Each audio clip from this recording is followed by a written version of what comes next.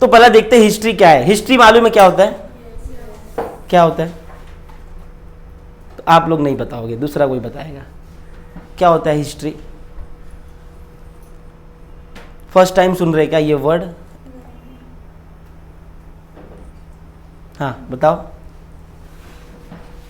Chronologically study of past event is known as history. बराबर, बैठ जाओ, सही बोला है। Chronologically study of past event, जो भी इवेंट्स पास्ट में हुए हैं, पर chronologically study of event that happened in past. आप जो बोले वो भी सही है, वो एक्यूरेट है एकदम। कॉर्नोलॉजिकली स्टडी ऑफ पास्ट इवेंट, जो भी कॉर्नोलॉजिकली मतलब लाइन से, कॉर्नोलॉजिकली मतलब लाइन से, chronologically study of past event, line से हमें क्या पढ़ना है? पास्ट इवेंट्स को। इवेंट्स क्या होता है? घटना है। जो भी घटना पहले हुई थी, पास्ट में हुई थी, जब उसको हम लाइन से पढ़ते, कैसे? लाइन से, तो उसे हम क्या बोलते हैं? हिस्ट्री। क्या बोलते हैं? हिस्ट्री। हिस्ट्री बोलते हैं ना। दूसरा पूछे क्या मिस्ट्री है क्या इधर? नहीं। चलो ठीक है, देखो अभी इधर ध्यान दो। हिस्ट्री को बेटा, history divided into 3 part. History को भी 3 पार्ट में डिवाइड किया गया है। पहला एंशियंट हिस्ट्री, पहला एंशियंट हिस्ट्री, दूसरा मेडिवल हिस्ट्री, तीसरा Modern history. ये 3 पार्ट है हिस्ट्री के। आपने एंशियंट 5th to 6th पढ़ा है, 4th to 6th तक आपने एंशियंट हिस्ट्री पढ़ा है, जिसमें हड़प्पा सिविलाइजेशन, मोहनजोदाड़ो सिविलाइजेशन वगैरह आपने उसको पढ़ा है। ठीक है, इतना पढ़ा है कि नहीं? जिसमें आपने मौर्य डेंसिटी वगैरह भी पढ़ा है कि नहीं? वो एंशियंट हिस्ट्री है, उसको छोड़ दो आप। वो कब पढ़े आपने? 5th to 6th। 4 to 6. हाँ 4 to 6 वगैरह में जो भी हो उसी में आता है राउंड फिगर। फिर आता है मेडिवल हिस्ट्री, 7 to 8 तक, 7 to 8 तक आपको मेडिवल हिस्ट्री पढ़ाया जाता है, जिसमें वो जिसमें आपके गुप्त वंश आता है, गुप्ता वंश वगैरह, डेंसिटी वगैरह वो आती है। फिर आपका आता है मॉडर्न हिस्ट्री, जो आपने 8वीं और 9वीं में पढ़ा है। छत्रपति शिवाजी महाराज के बारे में पढ़ा है, अंग्रेज के बारे में पढ़ा है, ब्रिटिश रूल पढ़ा, तो वो सब आपका आता है। बट सर अभी आपने इसमें क्या आता है वो नहीं बताया।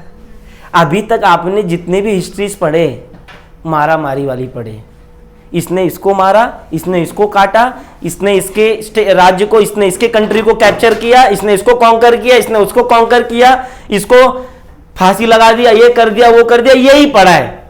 सिर्फ मारा मारी पढ़ा है कि नहीं? जितना भी आपने हिस्ट्री पढ़ा, लास्ट लेसन में भी यही हुआ है। इंदिरा गांधी को इसने मार दिया, राहुल गांधी को इसने मार दिया, नहीं राहुल नहीं, राजीव गांधी को इसने मार दिया, पढ़ा है ना? इधर ध्यान दो, चेहरे पे, फिर से बोल रहा हूं, चेहरे पे ध्यान दो मेरे।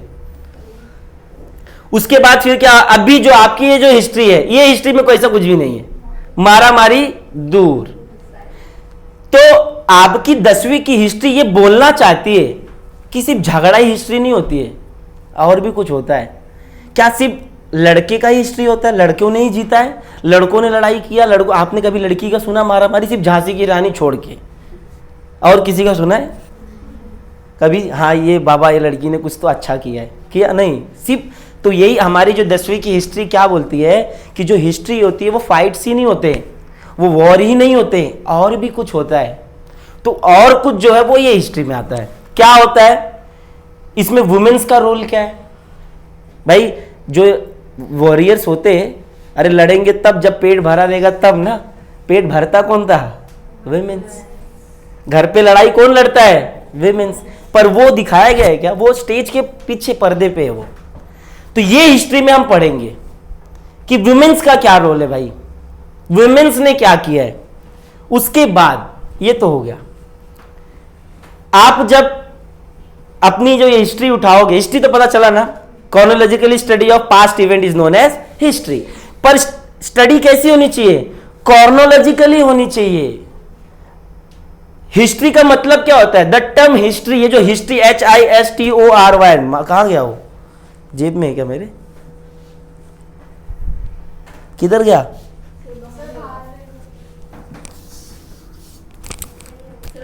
लाओ।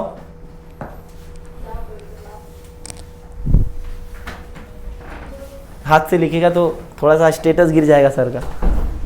किधर गया?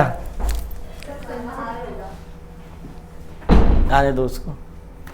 देखो ये जो हिस्ट्री है ना, लेके तो आओ उधर से। क्या बोलो अभी, इससे लिखो क्या? खराब हो जाएगा। मिला? बाहर कैसा पहुंच गया?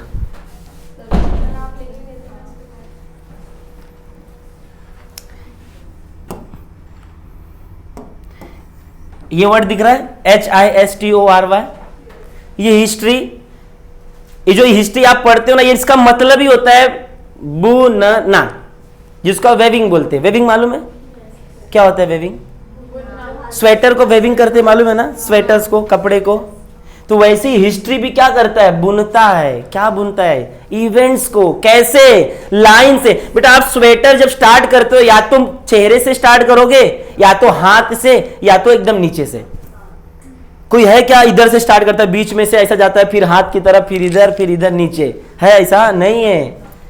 तो वैसे ही हिस्ट्री भी होता है, या तो आप स्टार्ट से स्टार्ट करोगे, एंशियंट से, या तो आप मॉडर्न से। बीच से मेडिवल से एंशियंट, एंशियंट से मॉडर्न जाता है कोई नहीं। आपने छत्रपति शिवाजी महाराज के बारे में पढ़ा, फिर पृथ्वीराज चौहान के बारे में पढ़ा, फिर उधर आपने फिर चंद्रगुप्त के बारे में पढ़ लिया, फिर वापस चाणक्य के पास गया, फिर वापस यहाँ पे आ गया, मोदी के बारे में पढ़ लिया। ये हिस्ट्री है? नहीं। कैसा भी कुछ भी तुम्हारे मर्जी से नहीं। इसलिए बोला chronological study of all the past event. Future event भी नहीं, प्रेजेंट इवेंट भी नहीं। कौन से इवेंट? पास्ट। तभी हिस्ट्री होगा। लाइन से करोगे तब। आप खुद भी हिस्टोरियंस हो, वही पढ़ने वाले। We all are historians. हम सब इतिहासकार हैं। कैसे? अभी देखना, खुद बोलोगे हाँ वी आर हिस्टोरियंस। अभी खुद ही बोलोगे आप लोग, देखो कैसे। तो हिस्ट्री क्या है? लाइन से। आप बेटा जब लिखते हो, पेज के बीच में से लिखते हो क्या? या तो लेफ्ट से, या तो हम किससे लिखते हैं? लेफ्ट साइड से। हमारा स्टार्ट लेफ्ट साइड से ही होता है। उर्दू जो लिखता है वो राइट से स्टार्ट होता है, बराबर ना? उर्दू राइट से स्टार्ट होता है, और हमारी जो भाषा है वो लेफ्ट से स्टार्ट होती है। तो बीच से कोई लिखता है क्या? चलो भाई ऊपर से नीचे से डिजाइन बनाते हैं, ऐसा होता है क्या? नहीं। वैसे हिस्ट्री को भी एक बात ध्यान में रखना, हिस्ट्री भी लाइन से ही शुरू होती है। मतलब हिस्ट्री, ये जो हिस्ट्री है ये ग्रीक वर्ड है। फिर आया HISTORY। ये ग्रीस के लोग जो थे, ग्रीस के लोग वो बोलते हैं, मतलब इसका होता है बुनना। उसी ग्रीस में एक आदमी था जिसका नाम था हेरोडोटस।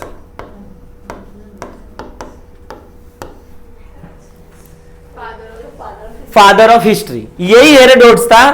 इसी ने सबसे पहले, इसी ने इवेंट्स को एक लाइन से लगाया और क्या बोला? ये जो हिस्ट्री है इसका मतलब होता है chronologically study of all the events, जितने भी इवेंट्स है। पर कैसे? पास्ट के। कॉर्नोलॉजिकली मत भूलना। मैंने एक बार इसी दोस्त था, यूपीएससी की तैयारी कर रहा था, उसने पूछा, मैं मुझसे ऐसी बात ने पूछ लिया व्हाट इज हिस्ट्री। मैं बोला तू बता पहले व्हाट इज हिस्ट्री, आपको क्या मालूम है? तो बोलता है study of all the past event is known as history. मैं बोला रॉन्ग। बोलता है ये क्या है? पास्ट इवेंट ही तो है। मैं बोला वो रॉन्ग है, पर वो स्टडी कैसे होनी चाहिए? कॉर्नोलॉजिकली होनी चाहिए। आपके मर्जी से नहीं चलेगा हिस्ट्री। इवेंट्स को लाइन से लगाना पड़ता है, बराबर है? आप भी अगर किसी की हिस्ट्री, अजय मेरे ऊपर लिख रहे हो आप बुक, मेरी बायोग्राफी आप लिख रहे हो, तो पहले आप क्या करोगे? पहले से जब 20 साल के थे क्या किए थे, अब 40 साल के क्या किए, फिर 1 साल के थे क्या किए, डायरेक्ट 20 40 1 ऐसा करोगे? नहीं। या तो शुरू से जाओगे एकदम, या तो बचपन से, पैदा होने के बाद कैसे थे, काले थे, गोरे थे, आज पीले हो गए, नीले हो गए, फिर बायोग्राफी स्टार्ट। तो उसको क्या बोलते हैं? वो मेरी हिस्ट्री है। बायोग्राफी भी क्या है बेटा? हिस्ट्री। बायोग्राफी बनती है ना आजकल बहुत सारी मूवीज पे। 82 मूवी, 83 मूवीज थी ना, वो कपिल देव के ऊपर, संजू देखा है, वो क्या है? हिस्ट्री है। वो उनके पास्ट को बताया गया। पर हिस्ट्री 3 पार्ट में पता समझ में आया। पहला हिस्ट्री एंशिएंट, पहला, दूसरा, तीसरा मॉडर्न। ये तो डिवाइड है हिस्ट्री 3 पार्ट में। वैसे हिस्ट्री के सोर्सेस भी होते हैं, जो हमने 9th standard first chapter, there are 3 sources of history. पहला रिटन सोर्स, दूसरा ओरल सोर्स, तीसरा मटेरियल सोर्स। पहला रिटन, पहला, दूसरा, तीसरा। ये 3 सोर्स ऑफ हिस्ट्री है। चलो ठीक है, देखते क्या है। ये आपने 9th स्टैंडर्ड में पढ़ा है, पर थोड़ा सा हम थोड़ा रिकॉल करते तब आपका इससे रिलेशन आएगा। रिटर्न क्या होता है? देखो, शिवाजी महाराज ने लड़ाई किया, वो किया, ये किया, उनके बारे में किसी ने लिख दिया, हमने पढ़ लिया, दैट इज हिस्ट्री। पर कौन सी वाली हिस्ट्री? रिटर्न है हिस्ट्री। अच्छा एक बात बताओ, सपोज आपको मैंने एक बुक दिया है, मैं बोला ये बुक को छाप दो आप लोग, तो जैसा है वैसी छापोगे, एज इट इज। जिधर काटा उधर ही काटोगे, जिधर जैसा लिखा एज इट इज होता है क्या? कुछ तो अपने मर्जी का ऐड करोगे, या कुछ उसका नहीं समझा, आपने कुछ समझ के लिख दिया, पर उसका मतलब वो नहीं था, आपने वो लिख दिया। होता है कि नहीं? जितने बार आप कॉपी पेस्ट करोगे उतने बार कुछ ना कुछ चेंजेस करोगे। तो रिटर्न हिस्ट्री जरूरी नहीं एक्यूरेट हो, इवन कंप्यूटर से भी रॉन्ग होता है कि नहीं? कंप्यूटर क्या करता है? आपने प्रिंटिंग डाल दिया, गलती से किसी वर्ड पे वो प्रिंट नहीं आया, फिर आगे फिर जितना प्रिंट होएगा वो वर्ड गायब। फिर छत्रपति शिवाजी महाराज ही एक टाइम आएगा, छत्रपति छत्रपति छत्रपति छत्रपति का नाम ही गायब, सिर्फ शिवाजी महाराज आ गया। होता है कि नहीं? तो बोलते जितने भी, ऐसा हम नहीं बोल सकते कि रिटर्न हिस्ट्री 100% सही होता है, क्योंकि जब बेटा आप किसी के बारे में लिखते हो तो अपना भी मत लिखते हो। मुझे वो आदमी कैसे पसंद था मैं वो भी लिखूंगा ना, उसके हिसाब से हमेशा लिखा जाएगा? नहीं, मेरे हिसाब से भी थोड़ा सा, वो कितना भी मना करे पर किधर ना किधर तो मैं लिख ही दूंगा। ये रिटर्न हिस्ट्री है। समझ में आ रहा है? बहुत सारे चीजें रिटर्न हिस्ट्री में आपको दिखते हैं, बहुत सारे बुक्स दिखते हैं। जैसे अकबर के ऊपर अकबरनामा लिखा गया था, बाबर के ऊपर बाबरनामा अबू फजल ने लिखा था। मतलब बहुत सारे लोग ऐसे राइटर्स हैं जिन्होंने लिख दिया, जो हमको आज भी सोर्सेस में अवेलेबल है। तो उसे हम क्या बोलते हैं? Return source. अब आता है ओरल। ओरल का तो बड़ा लफड़ा है, ओरल का बहुत लफड़ा है। कैसे? जैसे आप गांव में गए, दादी के साथ कभी ऐसा बैठे वगैरह हो, रात में सोने के टाइम पहला उनके साथ थोड़ा गपशप, तो एक बार ऐसा कुछ तो बात हुआ गांव में, उनको मालूम पड़ा देखो वो जो थोड़ा सा आगे वो थोड़ा खाड़ी इलाका है ना, हाँ दादी, तो होता ना थोड़ा एक्साइटमेंट, जाने दो छोड़ो तुम डर जाओ, अरे नहीं बताओ, अब तो आप नहीं बताओगे सोने को नहीं होएगा, नहीं बताओ भूत वाला है, अरे बताओ आप, तो भी नींद नहीं आने वाली, तो भी नींद नहीं आएगी, हम सुनेंगे। क्या? खाड़ी, वो खाड़ी जो है ना, उधर एक बार क्या हो गया, उधर मर्डर हो गया, और जब मर्डर हो गया ना, आप उधर से कोई जाता है ना, उसका पैर ही पकड़ के खींच लेता है, वो जाना मत उधर। बोला ठीक है नहीं जाएंगे। ये तो आज सुना रात में, फिर आप मुंबई आ गए वापस, फिर 2 साल बाद आप मुंबई से वापस गांव में गए, और आप फिर उस खाड़ी के इलाके से गुजर रहे हो, फिर आपके दिमाग में 100% आएगा इधर ही था वो मरा हुआ आदमी, अब पैर खींचेगा। एक बात याद रखना, सच बोलता, वो याद कभी नहीं आएगा, पर वहां जब जाओगे ना तुरंत तुम्हारी दादी की बात याद आएगी, इधर ही था मरा हुआ, अब देखो कैसे पैर खींचेगा। गए फिर तुम गए, फिर उसी वक्त गए, फिर तुमको पता है फिर पैर खिंचाएगा, जरूर खिंचाएगा, किधर फंस बीस गया तो भी खिंचाएगा। वैसे ही एक बार मेरा स्टूडेंट था, कल का स्टूडेंट का बात बता रहा हूं। एक स्टूडेंट है, बोलता है गंगा नदी थी, एक गंगा नदी थी, वो भैंस चराने जा रहा था और भैंस के ऊपर बैठ गया, तो गंगा नदी थी उसमें जा रहा था भैंस को नहलाने, और भैंस को क्या रहता है मालूम है, जितना ठंडी लगती है ना उतना वो अंदर चलते जाते हैं, उनको आराम मिलता है। आपको मालूम जितने भी भैंस हो ज़्यादा करके पानी में ही बैठे रहते हैं हरदम। तो भैंस ना गलती से पलट गई, और ऐसा बता रहा है मेरा स्टूडेंट मेरे को, और उसी में भैंस के दब के वो आदमी निकल रहा था, कैसे कैसे निकल रहा था। बोलते हैं कि उधर ना एक आदमी मारा था वो नदी में, और सबको मालूम था वो पैर पकड़ के खींचता है, और वो आदमी बाहर आने ही वाला था कि उसका पैर पकड़ के खींच लिया अंदर, और वो स्वाहा पानी के अंदर, और बाद में 1 महीने बाद मिला उसका लाश। तो ये कौन सी हिस्ट्री है? ओरल हिस्ट्री है। कुछ नहीं कर सकते हम, कितना भी अपने माइंड को बोल दे नहीं मानना नहीं मानना नहीं मानना, पर वो पानी में जाओगे तो अपने आप मानोगे। हाँ, ओरल हिस्ट्री बराबर है। समझ में आ रहा है? तो वो ओरल हिस्ट्री। ओरल हिस्ट्री कैसे होता है? ये सब फॉर्म में होता है, किसी ने बोला हमने सुन लिया, दैट इज ओरल हिस्ट्री। बहुत सारी जैसे वीर गाथाएं सुनते हो, छत्रपति शिवाजी महाराज के बारे में, पृथ्वीराज चौहान के बारे में, ये सब बारे में आप सुनते हो ना, इन्होंने ऐसा किया वैसा किया, कुछ प्रूफ दे रहे क्या? वो शब्द ही उनके प्रूफ है, वो सुनाए हमने मान लिया, फिर हम आप दूसरे को सुनाएंगे वो मान लेंगे। समझ में आ रहा है? बहुत सारे पोहड़ा हो गए, बहुत सारे गीत हो गए, गीत सुना है, बहुत सारे लोगों के ऊपर गाना हो गए, आप अभी तक कुछ जानते नहीं, आप गांव में जाओ फिर देखो कितना लोकगीत फेमस होता है। उन्होंने किया है कि नहीं क्या मालूम। मेरे पिताजी मुझे सुना रहे थे एक बार, बोलते हमारे गांव में एक पहलवान थे। पहलवान मालूम है ना, जो कुश्ती लड़ते हैं। बोलते उनके पास इतनी ताकत थी, वो पेड़ का डार ऐसा पकड़ते थे, डार वो ऐसा हाथ से ही नीचे कर देते थे। बकरी थी उनके पास, जब बकरी को भूख लगी, अब भूख लगी तो फिर पत्ता चाहिए, पत्ता ऐसा डार पकड़े ऐसा नीचे कर दिया, इतना मोटा डार हाथ से ही खींच के नीचे, फिर वो खाने लग गया। मतलब इतनी ताकत, सोच लो। और एक वेलवेयर, सच्ची एक वेलवेयर मतलब होता है वीर गाथा। मेरे दादाजी थे, उनका नाम श्री रामदेव तिवारी था। हाँ, रामदेव तिवारी, रियलिटी है। वो ना खाना खाने के, उनका काम ही था पहलवानी करना। मेरे बाबा के बाबा थे वो, परदादा थे वो, रामदेव तिवारी। सच्ची वो सांड रहता था ना, सांड से लड़ते थे, सांड से लड़ते थे और सच्ची लड़ते थे। वो टाइम पे खाना पीना खा के उनको थोड़ा सा बोलते ना कुछ तो चाहिए ना, जैसा आप खाना पीना खा के दौड़ने जाते हैं, वो सांड से लड़ते थे। और इसलिए एक डेंजर वाला सांड पाल के भी रखे थे दादा ने, ऐसा मेरे पिताजी बताते थे। आई डोंट नो क्या सच है क्या सही है, पर हाँ ऐसा सब गांव वाले भी यही बोलते हैं। तो ऐसा मतलब फिर क्या हो गया, एक टाइम ना वो लड़ते थे उससे, क्योंकि कुश्ती वाले थे भाई, खाना पचेगा नहीं उनको जब तक लड़ेंगे नहीं, मेहनत करना ही चाहिए। तो फिर वो लड़ रहे, एक टाइम ऐसा आया, जा रहे थे, पीछे से आया, सींग इधर से पेट से बाहर कर दिया, सीधा खत्म, उठा दिया ऐसा सींग करके। और मेरे दादाजी, दादा नहीं बाबा, परदादा चले गए। तो तब अब ऐसा बोलते हैं कि अब जब मरे हैं मतलब सही ही होगा शायद। तो ये वैल्यूअर है, उनकी गाथा है, ये भी हिस्ट्री है। तो हमारे पास कुछ सोर्स है क्या इसको मानने नहीं मानने का? नहीं, हमको एक्सेप्ट करना ही पड़ेगा, बिकॉज उन्होंने बोला, पिताजी हैं भाई, झूठ ना बोल दिए तो फिर क्या होगा,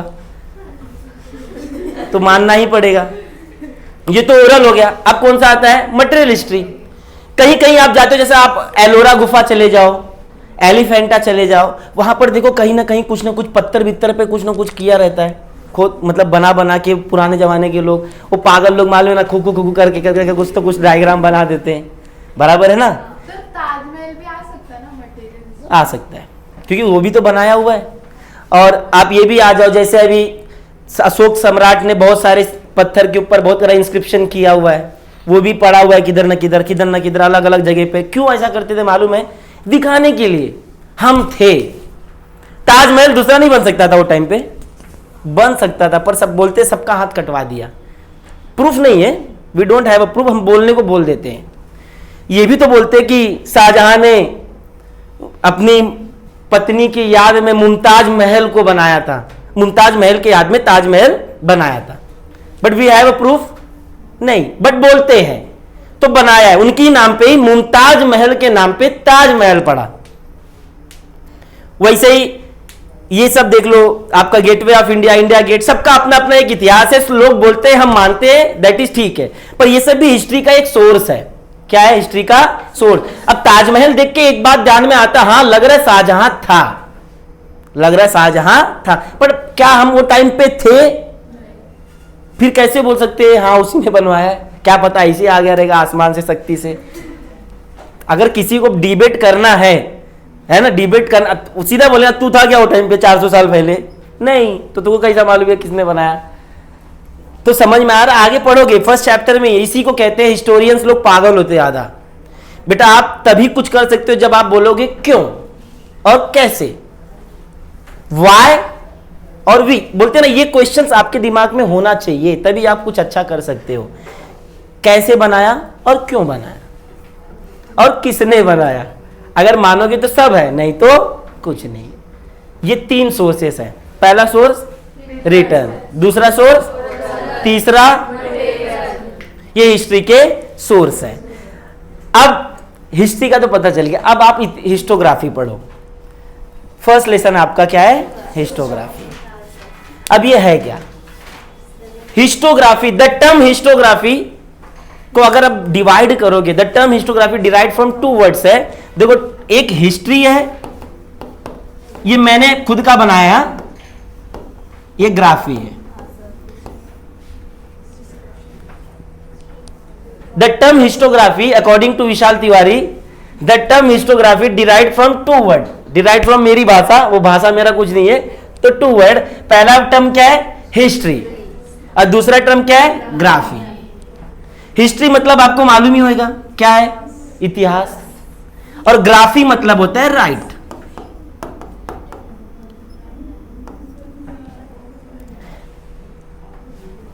इसको लिखो या पढ़ो, कुछ भी बोलो। जो ज्योग्राफी होता है, हाँ वो मालूम है, जो आपके दिमाग में आ रहा है समझ लो, उसका मतलब भी ये भी होगा। तो जब आप हिस्ट्री को लिखते हो, क्या करते हो, लिखते हो, तो उसे हम क्या कहते हैं, हिस्टोग्राफी कहते हैं। क्या कहते हैं, हिस्टोग्राफी। तो हिस्ट्री का मतलब एक चीज आप हमेशा याद रखना, क्या होता है, कौन से इवेंट्स होते हैं, पास्ट। नहीं तो कुछ लोग होंगे ना, जो होने वाला वो भी हिस्ट्री में लिख देंगे। मैंने बोला ना अभी आपको कुछ देर पहले, आप हिस्टोरियंस बनने वाले हो। अभी थोड़ी देर रुक जाओ, बस थोड़ी देर बाद, अभी आने वाला है वो मोड, आने वाला है, आप सब हिस्टोरियंस बनोगे। बट एक बात हमेशा ध्यान में रखना, हिस्ट्री में वही चीजें आती है जो हो चुकी हैं, पास्ट इवेंट्स। ध्यान में रखना ये वर्ड, पास्ट इवेंट्स ही आती हैं, और वो भी कॉर्नोलॉजिकली आती है। कैसे, कॉर्नोलॉजिकल। आप जिस दिन से लिखना शुरू करोगे उसी दिन आपका पहला इवेंट होएगा वो, बराबर। अब मैं बचपन में कैसा था मुझे नहीं मालूम, बिकॉज मैं उस टाइम पे मेरे पास दिमाग नहीं था। मैं रोया था कि हंसा था कि नाचा था, आई डोंट नो, जो मेरे घर वाले बोलेंगे तो वो। पर मैं वैसा हिस्ट्री नहीं लिखूंगा जिसपे मुझे खुद भरोसा ना हो। मैं वही हिस्ट्री लिखूंगा जिस दिन मुझे भरोसा हुआ हो। तो आया मैं हिस्टोग्राफ। एक टाइम पे मैं भी हिस्टोग्राफर बना था एक टाइम ऐसा मोड़ आया था जीवन में, 10वीं में। मैंने क्या सोचा, चलो कुछ बुक लिखते। आप हिस्टोग्राफी पढ़ने वाले हो, पर ये वेस्टर्न वाला हिस्टोग्राफी पढ़ने वाले हो। कौन सा, वेस्टर्न, वही है ना वेस्टर्न। इसके बाद आप इंडिया के बारे में पढ़ोगे। वेस्टर्न का क्या प्रॉब्लम है, मेरे को भी वेस्टर्न वाला ऐसा कल्चर आया मेरे दिमाग में। वेस्टर्न कल्चर मालूम है ना, we follow the western culture. जैसा हमारा जो कल्चर क्या है, नॉर्मली साड़ी वगैरह का कल्चर वगैरह है हमारे पास, पर we follow the culture of western. हम लोग वेस्टर्नाइज होते जा रहे धीरे धीरे। तो अब अभी आप हिस्टोग्राफी किसका पढ़ने वाले, वेस्टर्न कल्चर का, तो मैं उसी का बात करूंगा। तो सीन क्या हो गया, एक टाइम पे 10वीं में कि 12वीं में था मैं, शायद 12वीं में नहीं 10वीं में ही था, मैं अंबरनाथ में था। मैं बोला मैं भी हिस्टोरियंस बनूंगा, मैं भी हिस्ट्री लिखूंगा। एक दिन क्या हुआ, मैं बुक लिखना शुरू किया कि जो मेरे जीवन में अभी तक हुआ है 9वीं से लेके, तो लाइन से ही लिख रहा हूँ ना मैं, बिकॉज मुझे पहले का मालूम नहीं था। तो अभी जो याद है, अब रेगुलर मेरे साथ जो होगा वो अगले दिन मैं लिखूंगा। तो कुछ दिन तक लिखा मैं, 2-3 दिन तक वो प्रोसेस चलता रहा। एक टाइम क्या हो गया, सुबह लिखा, शाम को किसी ने उसे अध्ययन कर लिया, किसी ने उसे पढ़ लिया मेरे घर में। तो मैं बहुत लॉयल था, जो होता था वही लिखता था बराबर, तो पढ़ लिए। फिर उसके बाद से मेरा हिस्ट्री लिखना बंद हो गया। हाँ बंद ही होएगा ना, क्योंकि फिर उसके बाद बोले अब मेरे घर वाले ये समझा, अगर तूने हिस्ट्री लिखा तो मैं तेरा हिस्ट्री बना दूंगा। फिर खूब धुलाई हुई, क्योंकि मालूम है ना, फिर हम लोग बहुत लॉयल है, जो होता है ना एकदम। और वो टाइम जब लिखते हो ना तो पूरा फील आता है आपको लिखने के टाइम। लिखा क्या था आपने, जो बहुत कुछ था, मार खाने वाला ही लिखा था कुछ, जो घटनाएं घटित हो रही थी कॉर्नोलॉजिकली लिखा था मैंने। तो फिर कॉर्नोलॉजिकली धो दिए मेरे को घर वाले ने। तो वो भी हिस्ट्री थी, उसको हिस्ट्री नहीं बोलेंगे, उसको हिस्टोग्राफी बोलेंगे, क्योंकि मैंने भी इतिहास लिखा। आप लोग में भी लिखते रहोगे, बहुत सारे लोगों को लिखने का शौक होता है। हमारे जो बाहर वेस्टर्न कल्चर है बोलता है you have to write something, आपको कुछ तो लिखना चाहिए अपने बारे में, आपको रोज कुछ ना कुछ लिखना चाहिए। पर उनको ये नहीं मालूम ये इंडिया है, आपके जैसे हम नहीं हैं। We don't have a separate room,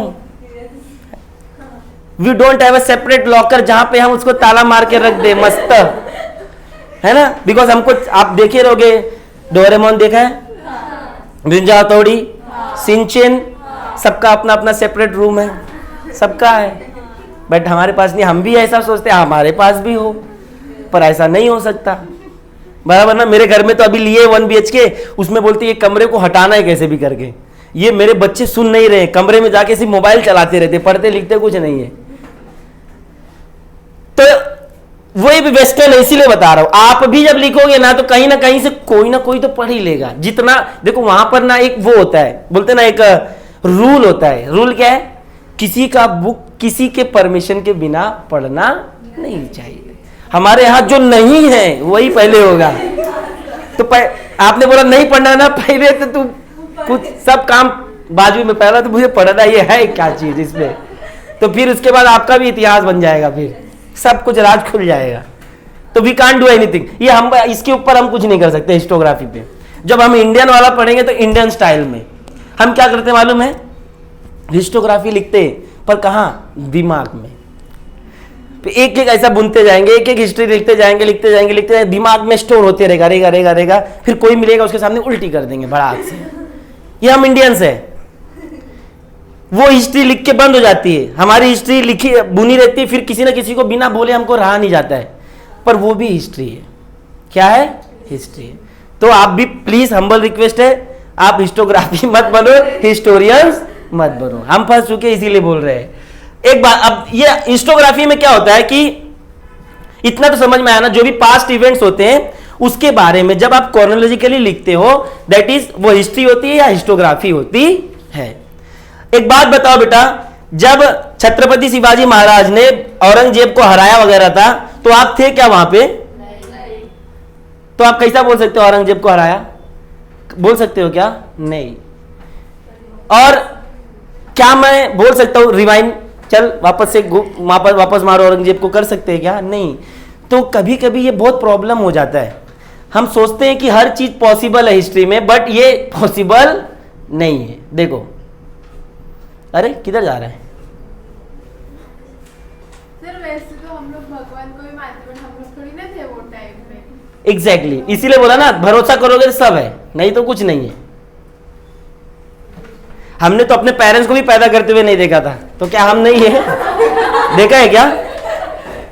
देखा है किसी ने? तो क्या पेरेंट्स नहीं है? है। कभी कभी कुछ चीजें मानी, हवा दिखता नहीं है बट हवा नहीं है क्या? कभी कभी कुछ चीजें नहीं दिखती है, but we have to believe, करना पड़ता है भाई, कुछ नहीं कर सकते उस पर हम। देखो, historical research, writing and studies are carried out which an objective of understanding of chronologically of the past event and their interconnection। बाप रे बहुत हार्ड है, मैं नहीं पढ़ेगा इसको, हमारा वही हिस्ट्री अच्छा है। जो chronologically study of past event is known as history। और बेटा हिस्ट्री एक कंटिन्यूअस इवेंट्स है, ये लगातार होती रहती है। आप जब तक, आपका जब तक प्रेजेंट है तब तक पास्ट भी है, तब तक फ्यूचर भी है। आप प्रेजेंट से हटे तो आपका फ्यूचर खत्म और पास्ट तो खत्म ही हो जाएगा, बिकॉज हम है तभी तो है। हिंदी में क्या बोलते हैं? कल है तभी तो कल है, और आज के ऊपर ही सब डिपेंड करता है। समझ में आ रहा है? ये पहला लेसन है आपका हिस्टोग्राफी का। ये तो किसका था? ये वेस्ट का था, जिसको आप वेस्टर्न बोलते हो। सर इसको वेस्टर्न क्यों बोलते हैं? क्योंकि इंडिया यहां पर है, तो ये सब ये साइड है, वेस्ट साइड में, इंडिया के वेस्ट साइड में ऑल कंट्रीज हैं, इसी वजह से हम इनको वेस्टर्न बोलते हैं। क्या बोलते हैं? वेस्टर्न। वो बांग्लादेश का छोड़ दो, वो वेस्ट बंगाल है, ईस्ट में रह के भी वेस्ट है, वो ठीक है। आपने सोचा नहीं क्यों ऐसा सोचा? आपने सोचा ही नहीं ना, वाई सर, वाई उसको हम वेस्ट बंगाल बोलते हैं? पिछली बार पूछा था सर आपसे। क्यों मालूम है? क्योंकि वो बांग्लादेश के वेस्ट में है, बांग्लादेश है उसके वेस्ट में, इसीलिए वो वेस्ट बंगाल है, पर इंडिया के ईस्ट में है वो। समझ में आ रहा है? जब मैप आएगा तब पढ़ाऊंगा फिर से, अब नहीं समझा तो। देखो, in the physical and natural science the empirical method, ध्यान दो, physical and natural science, science जो है वो साइंस इक्वल टू ज्योग्राफी और हिस्ट्री सब एक ही है। जब आप ज्योग्राफी को वापस जब मैं आपको पढ़ाऊंगा, जब और अभी चैप्टर जब स्टार्ट होएगा तब मैं आपको बताऊंगा कि geography nothing but science, science nothing but geography, दोनों एक ही है, दोनों एक ही है। कैसे? वो जब मैं ज्योग्राफी आपको पढ़ाऊंगा तो समझाऊंगा कैसे। यहां पर देखो, in the physical and natural science the empirical method, empirical method मतलब क्या होता है? Laboratory method. ये क्या होता है सर? जैसे मैं मेरा घर बना रहा था, क्या बना रहा था? घर। थोड़ा लादी विधि टूट गया तो मैं थोड़ा क्या सोचा, थोड़ा खड्डा करके मस्त अच्छे, इस बार अच्छे सीमेंट विमेंट भर के मस्त कर दूंगा। और जैसे ही खड्डा करा था उसमें से एक पत्थर निकला, बड़ा सा पत्थर निकला, उस पर देखा कुछ तो बना हुआ है। मैं नहीं, तुमको मिला वो, तो आप लोग को जब मिला तो आपने देखा कुछ तो बना हुआ है, but you don't know anything because तुम लोग हिस्टोरियंस नहीं हो, मैं हिस्टोरियंस है, मैं हिस्टोग्राफर, मेरे को मालूम है ना हिस्ट्री क्या पढ़ा रहा हूं, इसीलिए ना। तो मैं आप लोग क्या सोच, चलो तिवारी सर के पास चलते देखते क्या है वो पत्थर है क्या। अब हिस्टोग्राफी तो आपको मालूम पड़ेगा, the return of history is known as historiography, ठीक है ये तो मालूम है, पर बने कैसे sir, how to become historians, कैसे कहां से बने, क्या करे कि बन जाए, ये भी क्वेश्चन रहेगा ना। आप बन सकते हो हिस्टोरियंस, वो वाला अलग है, अब रियल में हिस्टोरियंस बनेंगे कैसे। तो आपको पत्थर मिला, आपको कुछ मालूम नहीं, मेरे को तो सब मालूम है बिकॉज मैं हिस्ट्री का टीचर हूं। आया आप मेरे पास, दिखाओ भाई पत्थर, लिया पत्थर, देखा हाँ भाई ऐसा ऐसा है, तो बोला ये कौन सा लैंग्वेज बाबा, ये तो मेरे को भी समझ में नहीं आ रहा लैंग्वेज। तो मैं क्या करूँगा, बोलूँगा एक काम करते चलो इसको लेबोरेटरी में लेके चलते हैं। लेबोरेटरी में लेके गए तो उसमें कार्बन रेटिंग हुआ। कार्बन रेटिंग एक सिस्टम है जिसके थ्रू हम पता करते हैं ये पत्थर कितने साल पुराना है, ये एक सिस्टम है। तो पता चल गया, अब उस पर कुछ तो लिखा हुआ था, बाद में से पानी से वो लोग साफ किए तो कुछ तो लिखा हुआ था, तो लेबोरेटरी वाले को भी नहीं समझा, तो वापस बुलाया, बोला इधर कुछ लिखा हो, फिर मेरे को समझा बिकॉज मैं हिस्टोरियंस है। वापस गया, देखा हाँ ये तो भाई कुछ तो मराठी में लिखा हुआ है। किससे लिखा हुआ है, मराठी में। बोला ये तो मराठी मतलब महाराष्ट्र का सीन है, महाराष्ट्र से मिला हुआ है, तो मैं समझ सकता हूं ये पत्थर लग रहा है 200-300 साल पुराना है, यहीं पर मिला है। तो सबसे पहले आपको अगर हिस्टोरियंस बनना है, you have to identify the language. आपको भाषा का ज्ञान होना बहुत जरूरी है। आपको जब भाषा ही नहीं मालूम कौन सा है तो फिर क्या समझोगे आप। सपोज पंजाबी में कुछ तो लिखा रहेगा तो पहचाना नहीं, पंजाबी मालूम है बाजू में पंजाब है, फिर पहचानोगे अरे बाप रे बाप लग रहा है कुछ तो तमिल में लिखा हुआ है, फिर पंजाब से आप तमिल में पहुंच जाओगे, फिर प्रॉब्लम हो जाएगा। ये समझ में आ रहा है। तो आपको सबसे पहले क्या करना है, लैंग्वेज का नॉलेज होना चाहिए। देखो यहीं पर वहीं पे, and experiment and observation is used to verify available knowledge. बोलते हैं कि पहले उसके ऊपर एक्सपेरिमेंट किया गया, अपने नॉलेज का इस्तेमाल किया गया, एंड देन आइडेंटिफाई किया गया भाई ये है क्या, ये क्या है। आगे, this method allows formulating laws that remain true irrespective of the time and space. अब मुझे आप एक बात बताओ, आपने अभी तक हिस्ट्री में पढ़ा है कि हाँ ये जो ताजमहल है, ये जो लाल किला है, ये सब कुछ भी है, ये इतने साल पहले बनाया गया है, प्रूफ है क्या, थे क्या वो टाइम पे। अगर किसी ने अभी आएगा तो वो टाइम पे था क्या, मैं नहीं, क्या प्रूफ है, बिकॉज हमने लेबोरेटरी चेक किया। तूने लेबोरेटरी किसने बनाया, इंसान ने। चेक किसने किया, इंसान ने। तो सही कैसा बोल सकते हैं कि नहीं। तो जो लेबोरेटरी, कोई भी सोर्स होता है, कोई भी मेथड होता है, वो 100% राइट नहीं होता। जब भी कोई हाइपोथेसिस बनती है, जब भी कोई फॉर्मूला बनता है, वो बनाने वाला भी हम, करेक्ट और इनकरेक्ट बोलने वाले भी हम, तो फिर बोलते ना इसी वजह से सब चीजें राइट नहीं होती। आगे देखो, those law can be tested and proved repeatedly. फिर जो भी कानून कायदा वो पत्थर से बनेगा, फिर वो टेस्ट होएगा। जैसे मैंने बनाया कोई तो फॉर्मूला a+b, सपोज मैं बना रहा हूं फॉर्मूला a+b = c, ये मेरा फॉर्मूला है। सबको मालूम पड़ेगा, किसी का दिमाग चला हाँ भाई फॉर्मूला बहुत सही है, 4-5 लोग आएंगे, कुछ लोग मुझे पसंद करने वाले हाँ हाँ हाँ हाँ सही है, मेरे पसंद करने वाले तो हाँ ही बोलेंगे, और मुझे ना पसंद करने, गलत है भाई, कुछ भी हो, उनको भले फॉर्मूला नहीं आता रे, गलत है। कुछ ना कुछ कर करके वो गलत निकाल ही देंगे। तो क्या उनके बोलने से गलत हो जाएगा, नहीं। मेरे बोलने से सही हो जाएगा, नहीं। पर एप्लीकेबल वो फॉर्मूला जो लाएंगे तेरा भी सही, मैं जो लाया मेरा भी सही, उसने जो लाया उसका भी सही। All the hypothesis true, because उसको 10 लोग हाँ बोल रहे, 10 लोग ना बोल रहे, तो क्या वो ना गलत है क्या, नहीं। और क्या वो सही है क्या, नहीं। यही होता है जब ज्योग्राफी में पढ़ोगे बेटा। ज्योग्राफी में जब अर्थ बनाने के लिए 4-4 लोगों ने कुछ ना कुछ अलग अलग तरीके से दिया है। कोई बोलता है इस तरीके से बना है, कोई बोलता है उस तरीके से। अरे जब अर्थ बना था तू था क्या, था क्या, नहीं। बट लोग क्या बोलते भाई ठीक है तुम चारों सही हो, क्योंकि और किसी को इतना नॉलेज नहीं है ना सोचने की।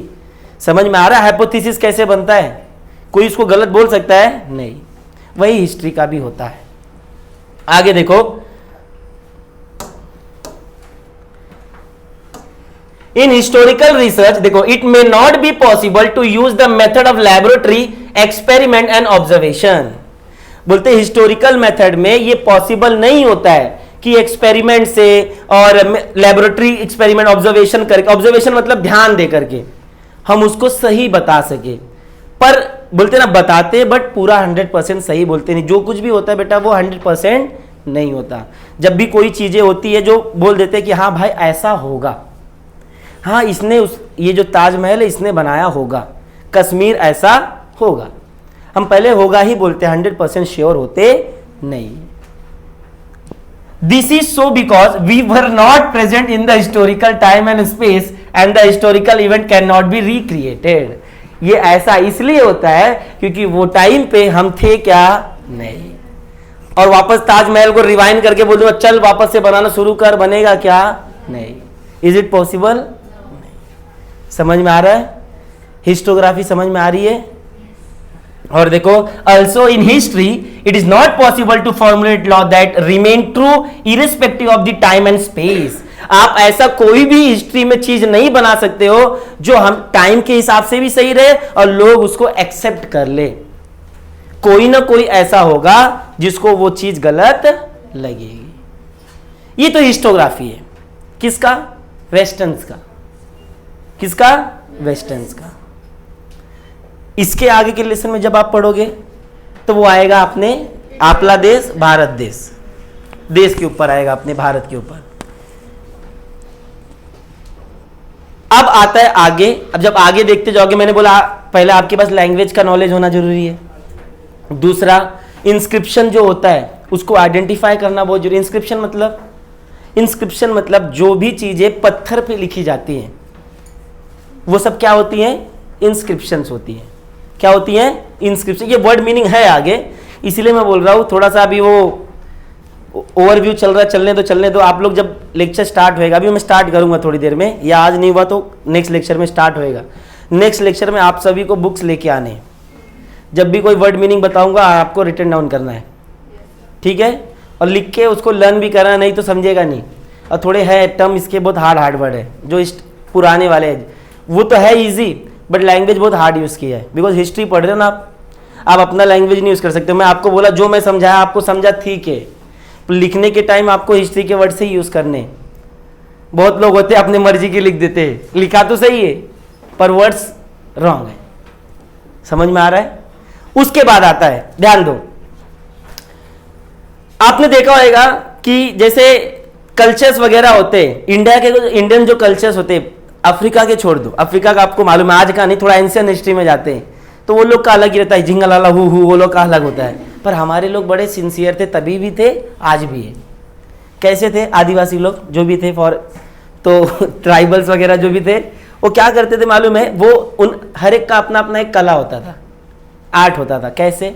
वो अपने फेस्टिवल को सेलिब्रेट करने के लिए, पढ़ोगे 3rd-4th लेसन में, अपने फेस्टिवल्स को सेलिब्रेट करने के लिए, अपने जो भी मन के जो विचार है, थिंकिंग, वो सेलिब्रेट करने के लिए वो लोग दीवार पे आकृति वगैरह बना देते थे।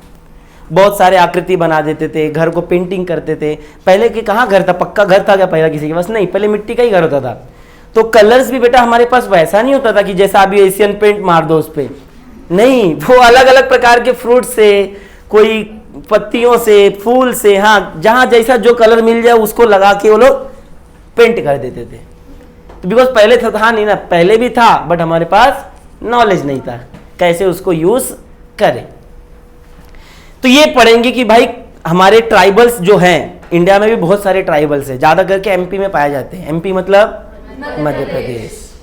एमपीज वगैरह में बहुत है, एमपी हो गया, एपी हो गया, आंध्र प्रदेश में हो गया। उसके बाद वो साइड में जितने भी जाओ, यहाँ के जो 7 सिस्टर्स है वो तो पूरा जंगल ही है। सबसे ज्यादा फॉरेस्ट किस स्टेट में है इंडिया में? एमपी में। सबसे ज्यादा एमपी में पाया जाता है। कौन?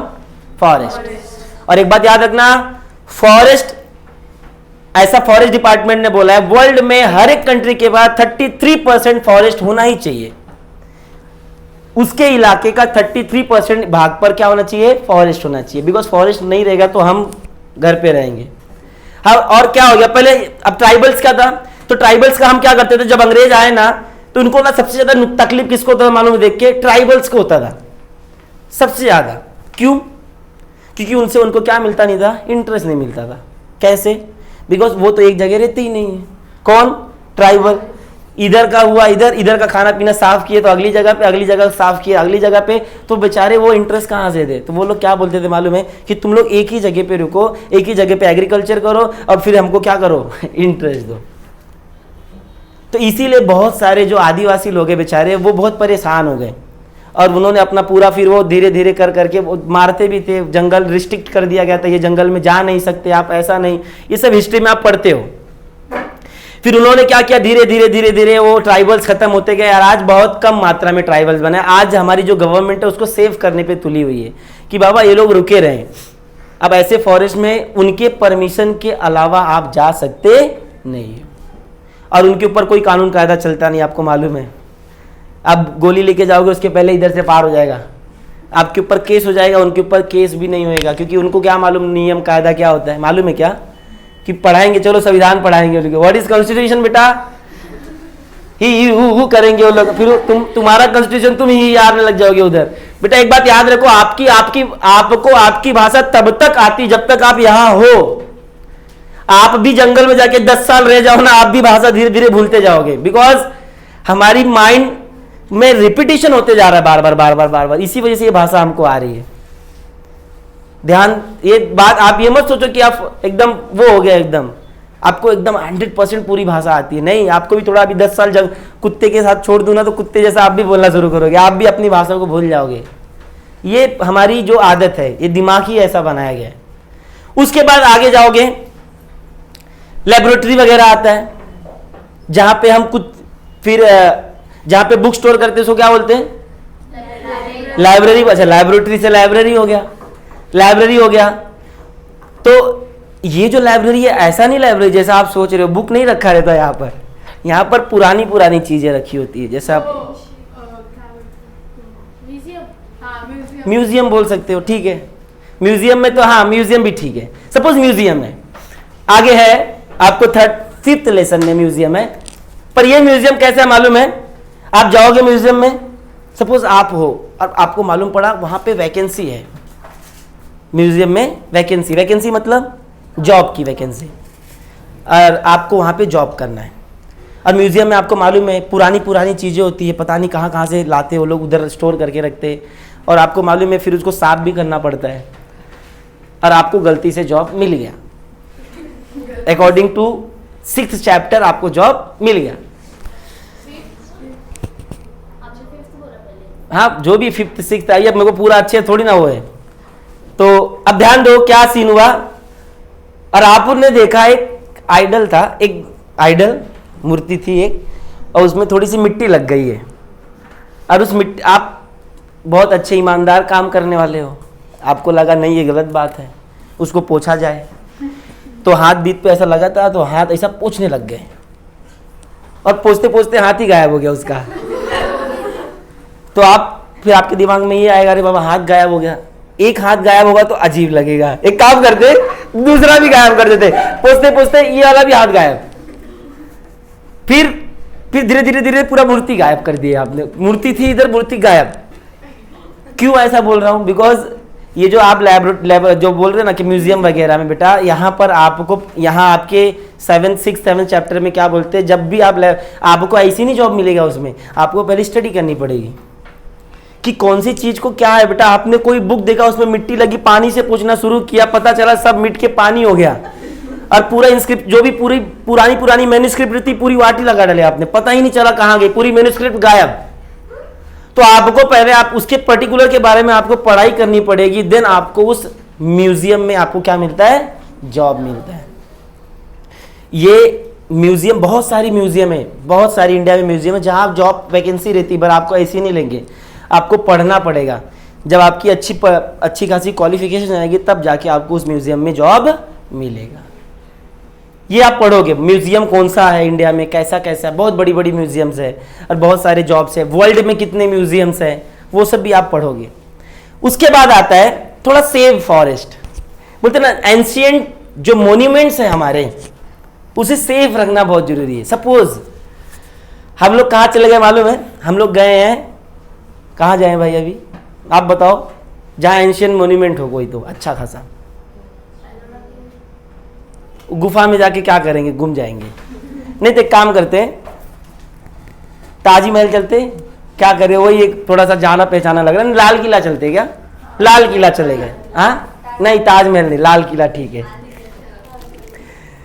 लाल किला गए हम लोग सब। लाल किला किधर है, दिल्ली में, दिल्ली में लाल किला है। तो हम सब गए, ये भी आपके बुक से रिलेटेड है, ऐसा बाहर का नहीं बोल रहा हूं। तो गए तो हमारे इसमें भी कुछ होते डेंजर लोग, वो क्या बोले, हम इधर थोड़ा सा लाल किला है, देखो ये लाल किला का दीवार है, तो अरे देखते ना बाबा लाल किला का दीवार कैसा है, थोड़ा देखेंगे, ऐसा टच करके देखा, फिर उसका मन किया कुछ तो इस पे नाम लिख देते। तो क्या कर दिया, खुरुच खुरुच की उस पे क्या कर दिया, नाम लिख दिया, जय बीरू, दोस्ती निशानी परमानेंट 100%। अंबुजा सीमेंट टूटेगी कैसे, एकदम मस्त तोड़ ताड़ के अपना दोस्ती का नाम कर दिया उधर ही। आने जाने वाले लोग देखेंगे हमेशा, आप 100 से 100-150 साल बाद आएंगे, देखो जय बीरू हमारी निशानी, हम 100 साल बाद हमारे दादाजी आए थे यहाँ पर खोज खाज के गए थे, चलो हम भी खोज खाज देते इधर ही। तो हमें ऐसा नहीं करना है, हमारे जो एंशियंट मॉन्यूमेंट है उसे बचा के रखना है, उसे एकदम नष्ट नहीं करना है। यही सिखाया जाएगा आपको कि कैसे हम अपने एंशियंट मॉन्यूमेंट्स को बचाएं, कैसे अवेयर होएं, क्योंकि हमारी आदत है, भले अब आप पढ़े लिखे हो, आई नो, मैंने आपको समझाया नहीं करना है, पर नहीं माना जाता है ना, करेंगे जरूर, कहीं ना कहीं कुछ ना कुछ तो जरूर करके ही आएंगे, क्योंकि पता कैसे चले। नहीं तो क्या करेंगे, सपोज अभी कर्नाटक वगैरह में ना एक मतलब मंदिर है, पूरा सोने का है, पूरा सोने का मंदिर, रियल है, सच्ची सोने का मंदिर, जाके आप सर्च कर सकते हो। वहां गए आप ही लोग, अब मैंने आपको पहले ही दे दिया क्योंकि हमने मालूम है, पढ़ा है, फील्ड विजिट पढ़ा है, तैयारी के साथ जाना है, तो आपने नाखून बिखून में तलवार लगा के लेके रखे हो, पूरा तलवार लगाए हो, तलवार। सर ये क्या है सर, ये सोने का दीवार है सर, निकाल लिया, अरे तुम 3-4 ग्राम भी आया तो जेब में हो गया सर, 9-10 हजार का जुगाड़ हो गया सर, जहां बैठ रहे वहीं पे खुर कर रहे हो जेब में। बाद में मालूम पड़ा, उधर देखा तो गड्ढा होते जा रहा है, पूरा आप खुरू करके सोना जेब में आ गया सब। अब छू, वैसे छू नहीं हो सकते हो, पर कर लिए छू आपने, मजा तो बहुत आ रहा है, पैसा बहुत मिल गया, पर एंशियंट जो मॉन्यूमेंट है वो पूरा खत्म हो गया। तो हमें ऐसा करना नहीं, हमें हमारे मॉन्यूमेंट्स को क्या करना है, सेव करना है, आने वाली पीढ़ी भी हमारी देखनी चाहिए। ये आप पढ़ोगे। उसके बाद ये तो एंशियंट मॉन्यूमेंट्स हो गया। हमारे कुछ जो होते हैं ना, वो नेचुरल प्लेसेस होते हैं, नेचुरल प्लेसेस, जैसे अपना कहीं पे भी चले जाओ, अपना कश्मीर साइड वगैरह वो साइड चले जाओ, तो थोड़ा फॉरेस्ट वगैरह होता है ना, तो वहाँ हम जाते हैं, अच्छे खासे बड़े बड़े पेड़ होते हैं, अब पत्थर पे आकृति निकाले, कला, वो एक बेटा आर्ट है, वो सबके अंदर नहीं होता है। तो अपने आर्ट को हम पेड़ पर भी दिखाते हैं, फिर पेड़ पे खड़ा करके पूरा लिख डालते हैं। लिखते हैं कि नहीं, भले आप ना बोल दो, उधर जाने के बाद आ ही जाता है। मैं गया था माउली पहाड़ था, मेरी एक फ्रेंड थी, उसको क्या मालूम क्या हो गया, उसको नहीं मालूम है, हिस्ट्री का टीचर है, पता नहीं क्या हो गया, वो भी खुटुर लिखना शुरू। मैं बोला क्या कर रही है, बोलती नाम लिख रही हूँ। बोला क्या जरूरत है, बोलती लिखना जरूरी है, मालूम पड़ेगा ना। और लिख दी भाई। मेरे गांव में भी, मेरे गांव के लोग तो डेंजर है, अब वो लोग क्या लिखते हैं, डेंजर है, इसके साथ वो क्या बोलो अभी। तो कुछ लोग हिस्टोरियन, बहुत विशेष हिस्टोरियंस है, वो अपनी आर्ट को दिखाना चाहते हैं अलग अलग माध्यम से। तो आपको ये भी नहीं करना बेटा, वो पेड़ है कुछ बोल नहीं रहा है, इसका मतलब आप पूरा उसको खत्म ही कर दो, कपड़ा भी पड़ा सब फाड़ देते हो उसका सब। तो हमें ऐसा करना नहीं है। अब आगे आता है, ये तो ठीक हो गया, ये हमने अपने एंशिएंट मॉन्यूमेंट को बचा लिया, हमें इतना नॉलेज है, अब हम ऐसा करेंगे नहीं। अब इसी वजह से बेटा जो भी एंशिएंट मॉन्यूमेंट्स है, अब चारों तरफ से उसको घेरा बना देते हैं। अब आप अंदर मत जाओ, दूर से ही देखो, कोई जरूरत नहीं देखने की, तुम छुओगे तो कट जाएगा बेचारा, वो 500 साल से खड़ा था, 5 मिनट में तुमने गिरा दिया उसको। आप जाओ ना गेटवे ऑफ इंडिया जाओ, वहां पे भी देखो चारों तरफ से जाली लगा हुआ है, आप गेटवे ऑफ इंडिया को छू नहीं सकते हो, सिर्फ देख सकते हो। कहीं भी जाओ, छत्रपति शिवाजी महाराज की मूर्ति थी, उसको भी घेरा कर दिए, अब जाओ छू, अब वो भी छूने नहीं देंगे। अब मरीन लाइन बचा हुआ है ऐसे, उसको भी स्वाहा कर देंगे, सच्ची बोल रहा हूं, वो होता है, वो एक दिन वो भी स्वाहा हो जाएगा। तो हमें क्या करना है, इस सब चीजें से दूर रहना है। क्या करना है, दूर रहना है, हमें इससे बचा के रखना है। जो हमारी एंशियंट मोन्यूमेंट है, इसे देखने बेटा दूर से लोग आते हैं, बहुत दूर दूर से लोग वो देखने आते हैं। कल क्या हो गया, कल वहां पे भीड़ भी था। पता है आपको, एंशियंट मोन्यूमेंट जहां भी होते हैं, जहां प्राचीन चीजें होती हैं, वहां पर लोग बहुत आते हैं, फॉरेनर्स भी आते हैं। तो फॉरेनर्स भीड़ लगा था, मालूम है ना, वड़ा पाव वगैरह दुकान में एकदम भीड़ लगा रहता है एकदम। हमारे लिए तो गुस्से का स्थान है एकदम, पूरा जैसे मिलता ही नहीं लोग को, इतना लाइन लगा के रखते हैं। उधर से एक आई, मतलब बड़ी सी लड़की थी, वो शायद से फॉरेनर ही थी, इंग्लैंड वगैरह किधर की होएगी। वो वीडियो निकाल रही है ऐसा आईफोन से, किसी को दिखा रही थी। मैं बोला कितना हंस रही है, हम लोग की तरफ देखी तो हमारे स्टूडेंट बोले हाय हाय हाय, तो उसको वो भी हाय हाय किए। बहुत अच्छा होता है, उनका नेचर बहुत सही होता है। अगर आप बोलोगे कैन सेल्फी, तो वो जरूर बोलेंगे यस ऑफ कोर्स, तुरंत ले लो आप सेल्फी। वो स्टूडेंट्स ने लिया भी, एक लड़के के साथ था एक, तो मेरा स्टूडेंट बोलता है कि सेल्फी चाहिए भाई, दे दिया तुरंत, फोटो क्लिक कर लेते हो लोग, इतना नहीं टेंशन है उनको। बट हमारे साथ कोई बोल दे अगर सेल्फी, अरे बाप रे मारो, हमको अलग ही डर रहता है ना।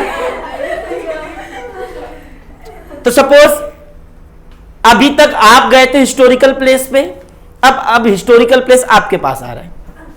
सपोज यहां पर ताजमहल, कुछ तो नया चीज बना देते हैं, मेरा मूर्ति बना दिया इधर, समझो। अब कुछ मेरे को समझ में नहीं आ रहा हिस्टोरिकल प्लेस, बंद हो गया।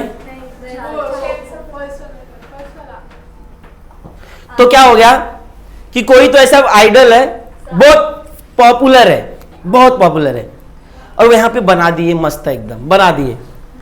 और आपका घर इधर ही पूरा आजू बाजू पूरा घर आपका ही है, सब हम सभी लोग मिलके वहीं पे रहते हैं। देखो एंशियंट मोन्यूमेंट जो होते, जगह जो होते, टूरिस्ट, वो ना एक एम्प्लॉयमेंट जनरेट करते हैं।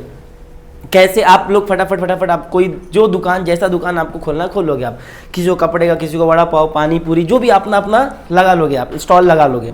बट हम क्या करते, जब भी कोई फॉरेनर आया तो आप यही सोचते हो ना, ये आया इधर भले कपड़े में, इसको जाने नहीं देंगे, आज इसको लूट लेंगे, खत्म कर देंगे एकदम, कुछ भी हो जाए। तो ऐसा आपको ये भी नहीं करना है, सब कुछ डिटेल में लिखा रहेगा, आप देखना आगे कि हमें कभी किसी को चीट करना नहीं है। ऐसा नहीं है कि जाओ तो उधर एकदम, अभी चौपाटी वगैरह में जाओ बेटा, वहां पर जो भी चीजें रहती है वो प्लस प्राइस में होती है, प्लस प्राइस में, खाने का भी मन नहीं करेगा, भूख चली गई मेरी प्राइस देख के।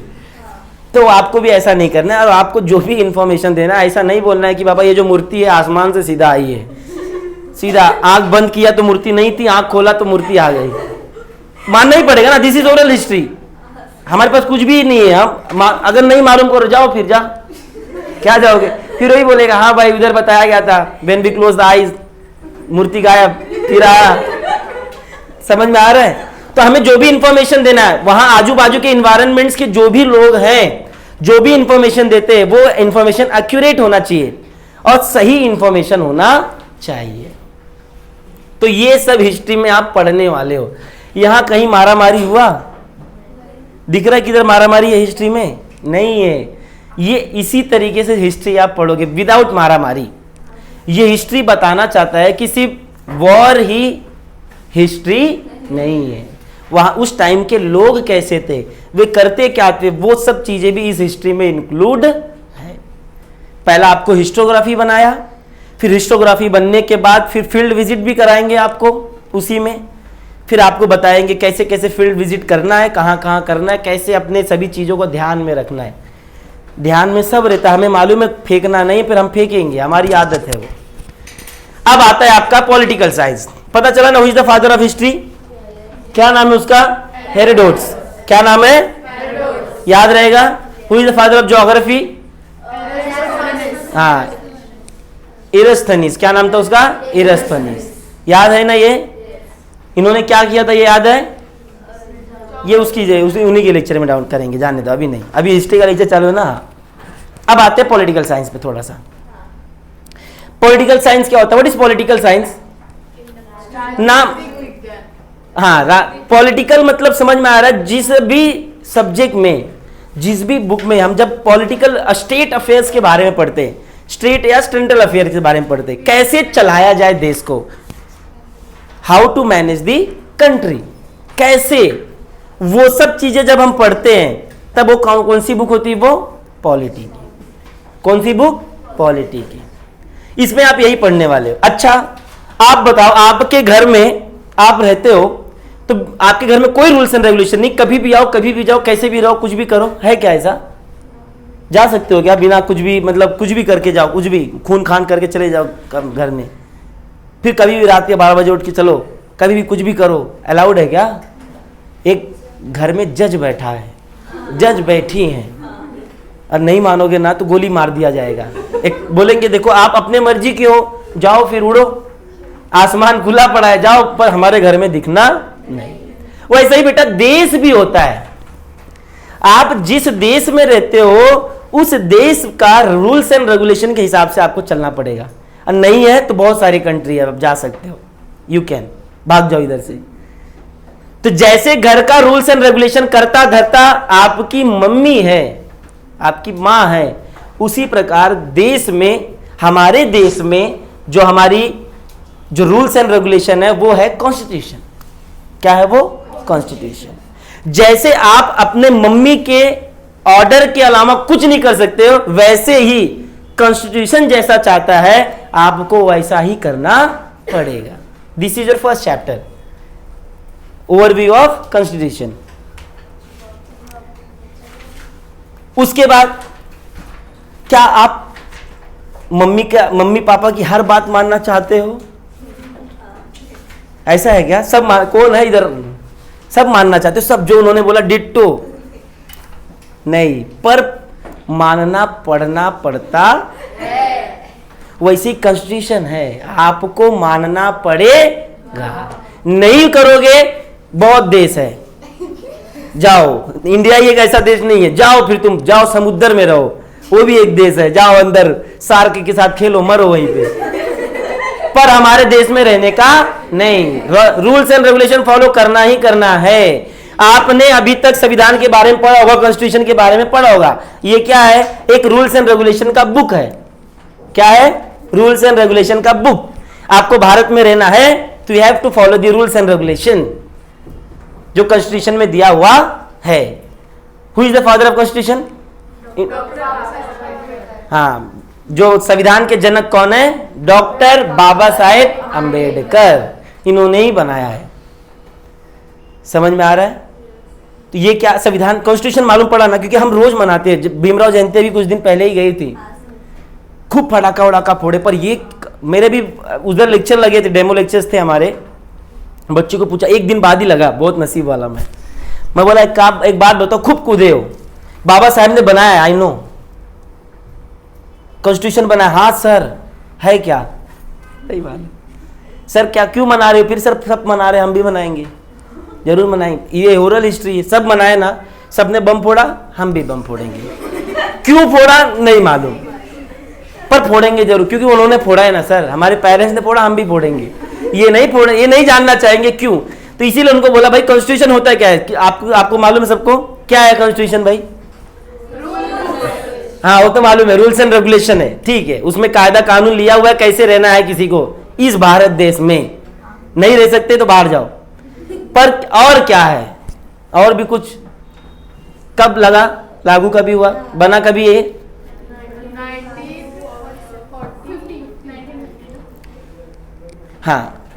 1950 में कॉन्स्टिट्यूशन बना। 26 जनवरी 1950 में सबसे पहली बार कॉन्स्टिट्यूशन इंप्लीमेंट हुआ इंडिया में। तो ये बोर्ड में क्वेश्चन आता है, कॉन्स्टिट्यूशन डैश डैश डैश, तो आपको लिखना पड़ेगा 26 जनवरी कॉन्स्टिट्यूशन इंप्लीमेंट डैश। कब? 26 जनवरी 1950। 26 जनवरी 1950 को कॉन्स्टिट्यूशन भारत में इंप्लीमेंट हुआ ऑफिशियली। हाँ, कॉन्स्टिट्यूशन इसी दिन बना नहीं, इसके पहले ही बन चुका था। कब? 26 नवंबर 1949 को कॉन्स्टिट्यूशन बन के तैयार हो चुका था। कब? 26 नवंबर 1949। मेरे साथ, 26 नवंबर 1940 कब बना था? में बनकर तैयार हो चुका था। बट ऑफिशियली अनाउंसमेंट कब हुआ? 26 जनवरी 19 कब में ऑफिशियली कॉन्स्टिट्यूशन इंप्लीमेंट हुआ। कहां पे? इंडिया में। कहां पे? क्लियर है? अभी एक क्वेश्चन पूछूंगा किसी से, जवाब दोगे? मैं जिसको उठाऊंगा वही जवाब देगा। बहुत आसान सा क्वेश्चन है, पर आई डोंट नो कौन जानता है।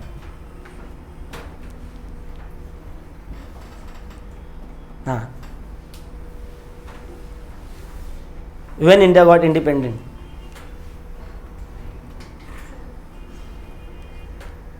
भारत आजाद कब हुआ?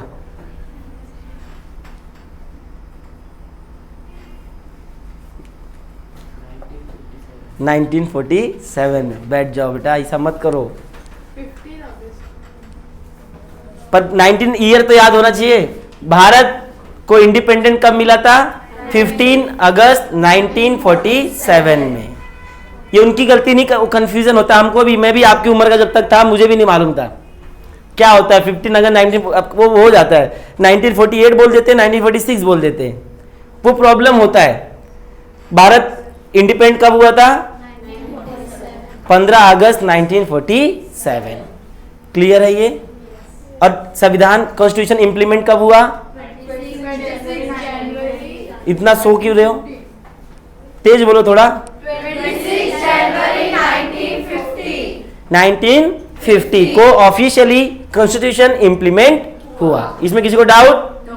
क्लियर है एकदम?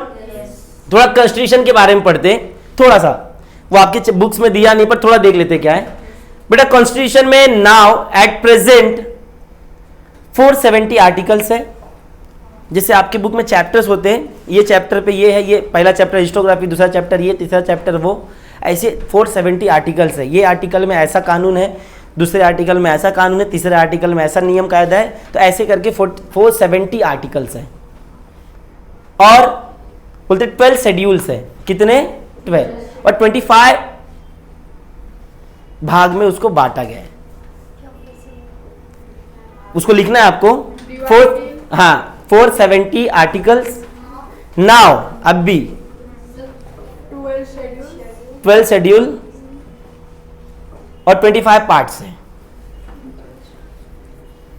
समझ में आया? पहले इतना नहीं था, पहले कम था, पहले कम था, बाद में अभी इंप्लीमेंट। देखो बेटा, बोलते ना हमारा जो कॉन्स्टिट्यूशन है वो जीता जागता है, ऐसा बोलते हैं। ये लिविंग है। कैसे? मरे हुए लोग कभी जिंदा होते हैं नहीं, हिल डुल सकते हैं नहीं। जैसे नॉन लिविंग थिंग्स होता है वो एक जगह के एक जगह पड़ता है, पर कॉन्स्टिट्यूशन को ऐसा नहीं माना जाता है। कॉन्स्टिट्यूशन को अकॉर्डिंग टू सिचुएशन चेंज कर देते हैं। क्या कर देते हैं? चेंज। बहुत सारे चेंजेस हुए बेटा, जैसे जैसे जो सिचुएशन आएगा वैसे वैसे कॉन्स्टिट्यूशन को हम चेंज कर सकते हैं। चेंज कर सकते हैं पर बदल नहीं सकते, ध्यान रखना एकदम। और कोई भी नहीं मेरे को लगा मैंने जाके चेंज कर दिया, ऐसा नहीं होता है, ऐसा नहीं है। सिर्फ वो पार्लियामेंट के पास ही हक है। वो भी जब भी कोई चेंजेस करना होगा उसके ऊपर दुनिया भर का मैटर होएगा, फिर जाके बातचीत होएगी, फिर जाके कुछ होएगा, तब जाके उसमें इंप्लीमेंट होएगा। ऐसे ही नहीं चेंज होएगा बाबा। ऐसी कॉन्स्टिट्यूशन बदल गया तब तो हो गया। फिर समझ में आ रहा है? तो कॉन्स्टिट्यूशन में चेंजेस लाने का जो काम होता है किसके पास होता है? पार्लियामेंट। अब ये पार्लियामेंट क्या है? बड़ा लफड़ा है। पार्लियामेंट मतलब जिसमें लोकसभा होता है, 2 हाउसेज होती हैं, लोकसभा और राज्यसभा। ये 2 हाउसेस होती हैं। कितने हाउसेस होती हैं? 2। पहला लोकसभा, दूसरा पहला दूसरा और एक प्रेसिडेंट, कर्ता धर्ता। ये हाउसेस नहीं है, ये थोड़ा अलग है।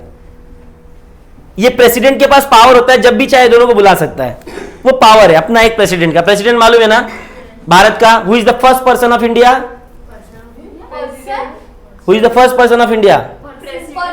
Person, person, PERSON। भारत का पहला नागरिक कौन? सिटीजन बोलो, वो बोलो, जो भी बोलो। Who is the first person of city, who is the first citizen of India?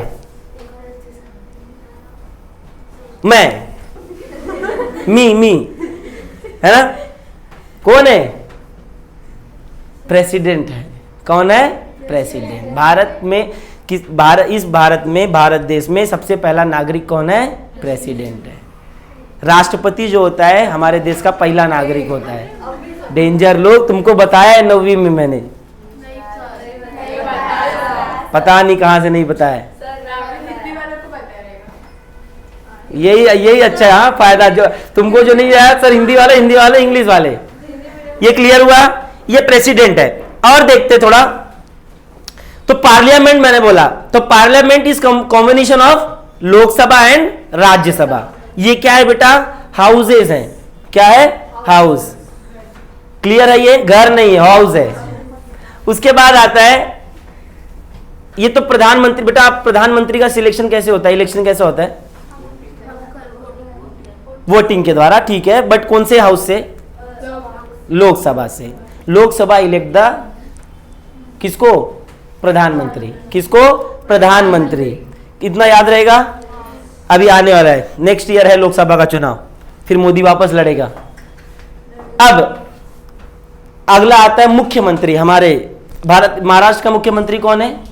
Eknath Shinde. हाँ, chief minister of Maharashtra Eknath Shinde. कुछ दिन पहले 4-5 महीना पहले कौन था? उद्धव ठाकरे। उद्धव ठाकरे। इसके पहले उद्धव ठाकरे था, ठीक है। और उद्धव ठाकरे से पहले कौन था? 2 साल पहले? हाँ, देवेंद्र फडणवीस था। फडणवीस कुछ तो है, फन अरे बाबा जाने दो, वीडियो में कुछ बोलूंगा नहीं। जो भी है, देवेंद्र नाम था उनका, समझो। तो महाराष्ट्र में थोड़ा चेंजेस होते रहते हैं बेटा, ये भी हम पढ़ेंगे। ये प्रोसेस क्या है? आप ये सोचते रहो कि क्यों हट गया उद्धव ठाकरे। हटने का भी 3 नियम होता है, वो आपके सेकंड चैप्टर में है। हटने का भी 3 नियम है। चुनाव जो इलेक्शन होता है वो 3 टाइप में होता है, वो आप पढ़ोगे। क्यों हट गया वो, कैसे हटाएंगे, या हटाना भी रहे तो क्या होगा, अगर राष्ट्रपति कुछ गलत कर दिया तो उसको कैसे हटाएं। अब वो तो इतना बड़ा आदमी, उसको कौन हटा सकता है, पर उसके ऊपर भी प्रोसेस है। उसको हटाने वाला एक ही आदमी है। प्रेसिडेंट को हटाने वाला, प्रेसिडेंट कैसा हो सकता है? प्रेसिडेंट को हटाने वाला भी कोई है? सीएम बेटा नीचे होता है। प्रेसिडेंट को हटाने वाला एक ही बोलते ना, चीफ जस्टिस ऑफ इंडिया, उसके पास पावर है। और अगर एक इंपैचमेंट प्रोसीजर होता है, एक प्रोसीजर है जिसको इंपैचमेंट बोलते हैं, 8वीं में था ये। कौन से में था? 8वीं में। ये एक प्रोसीजर होता है जिसके द्वारा हम प्रेसिडेंट को हटा सकते हैं। वो भी तुरंत मार के भगा नहीं सकते, नोटिस देना पड़ता है। चीफ जस्टिस ऑफ इंडिया जो बोलते हैं ना, जज जिसको बोलते हैं। हमारे इंडिया में कितने हाई कोर्ट है बेटा?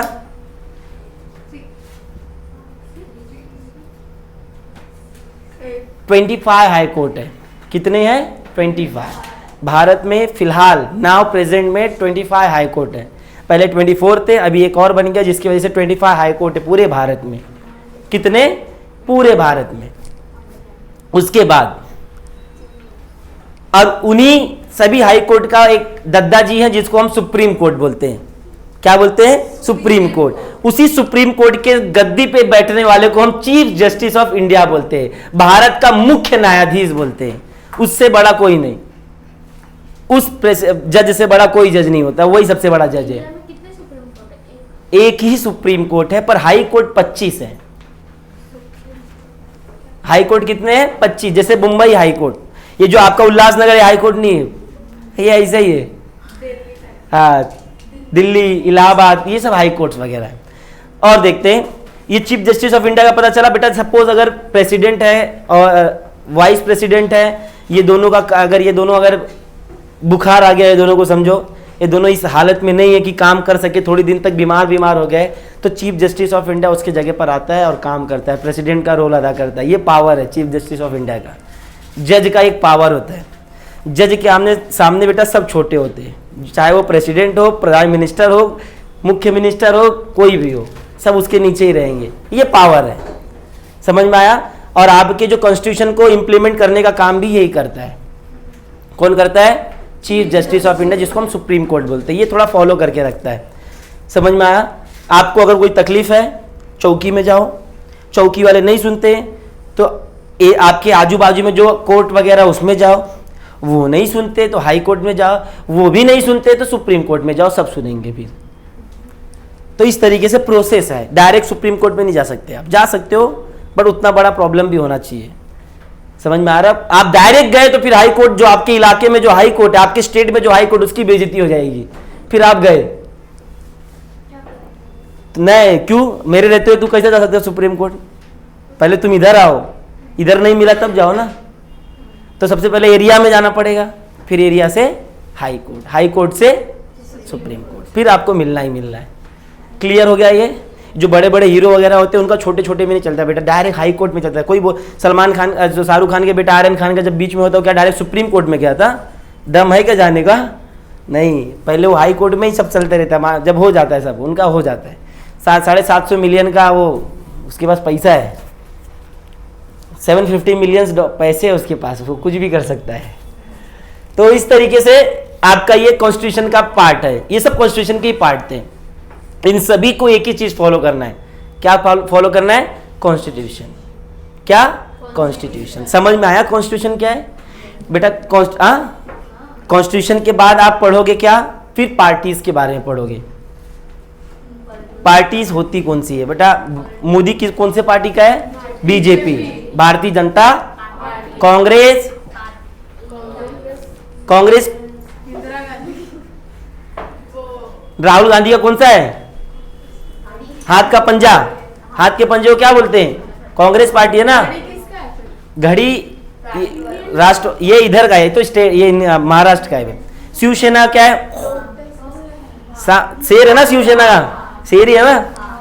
तो ये राजनीतिक पार्टियां आप पढ़ेंगे सेकंड लेसन में। कौन सी भारत में अभी तक कौन सी आपके पार्टीज आई हैं, वो सब आप लाइन से पढ़ोगे। सबसे पहले जो आई थी 1885 में नेशनल कांग्रेस आई थी, 1885 में भारत में सबसे पहले। आज का नहीं है जो आप कांग्रेस पढ़ रहे, बहुत पुराना है। पंडित जवाहरलाल नेहरू वगैरह सब इसी के थे, मालूम है कि नहीं? उसके बाद आता है पार्टी, इसके बाद आएंगे क्या? Election commission. अब बेटा सब कुछ हो गया, पार्टी भी आ गई, नेता भी आ गए। अब इलेक्शन कैसे होए? इलेक्शन मालूम है ना? वोट देना जाके, एक वोट बहुत मायने रखता है ना। अब जाना है, इलेक्शन करना है, वोट देना है।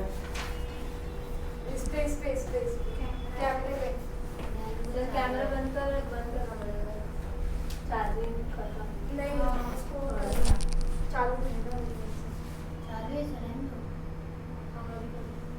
चालू चालू है। कहाँ से मालूम पड़ रहा है? करो देखो ना, रेड वाला चालू है। बड़ा अरे अच्छा हो गया एडिटिंग का ऑप्शन है, नहीं तो पेज नंबर बोलो बेटा फटाफट।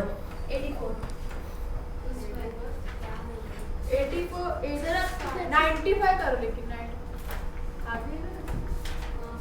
अरे इस पे पहला ही चैप्टर बोलो। पॉलिटिकल का हाँ जल्दी जल्दी।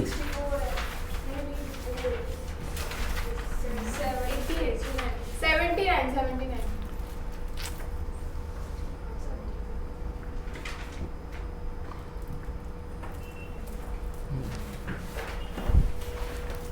देखो